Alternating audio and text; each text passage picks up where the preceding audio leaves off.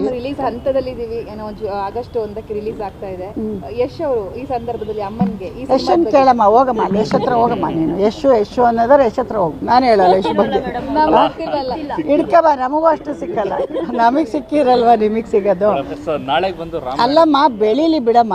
ಈಗ ಎಷ್ಟೊಂದು ಜನಕ್ಕೆ ಅವಕಾಶ ಸಿಗುತ್ತೆ, ಯಶಿಗೆ ಸಿಕ್ಕಿರೋದು. ಮಾಡ್ಲಿ, ಎಲ್ಲ ನಿಮ್ಗೋಸ್ಕರ ಮಾಡ್ತಾ ಇರೋದು ಯಶು. ಅವನ್ ಮಾಡ್ಲೇಬೇಕಲ್ವಮ್ಮ. ಇವಾಗ ದೇವ್ರೆ ಅಮ್ಮನ ಮೊದಲ ಪ್ರೊಡ್ಯೂಸ್ ಸಿನಿಮಾ, ನಮ್ಮನೆಲ್ಲ ಸೆಂಟಿಮೆಂಟೇ ಇಟ್ಕೊಂಡಿಲ್ಲ ನಾವು ಮನೆ ಕಟ್ಟಿ ಗೃಹಪ್ರವೇಶ ಮಾಡಿದ್ರು ಅವನಿಲ್ಲ ಅಂದ್ರೆ ಸುಮ್ಮನೆ ಮಾಡ್ತೀವಿ. ಅದೆಲ್ಲ ಸೆಂಟಿಮೆಂಟ್ ವರ್ಕ್ ಆಗಲ್ಲಮ್ಮ. ಟೀಸರ್ ನೋಡಿದಾರೆ ಅವ್ರು, ನಾವು ಯಾರಿಗೂ ಸಿನಿಮಾ ತೋರಿಸಿಲ್ಲ, ನಾವು ಒಬ್ಬರಿಗೂ ತೋರಿಸಿಲ್ಲ, ಆಡಿಯನ್ಸ್ಗೆ ತೋರಿಸೋದು. ಅದು ನಾನು ರಫಲ್ಲಿ ನೋಡಿದ್ದೀನಿ, ಪ್ಯೂರ್ ಆದ್ಮೇಲೆ ನೋಡಿಲ್ಲ. ಸಿನಿಮಾ ನೋಡಿಲ್ಲ ಇದುವರೆಗೂ, ಯಾರಿಗೂ ಸಿನಿಮಾ ತೋರಿಸಿಲ್ಲ ಅಂತ ಹೇಳಿದ್ರಲ್ಲ.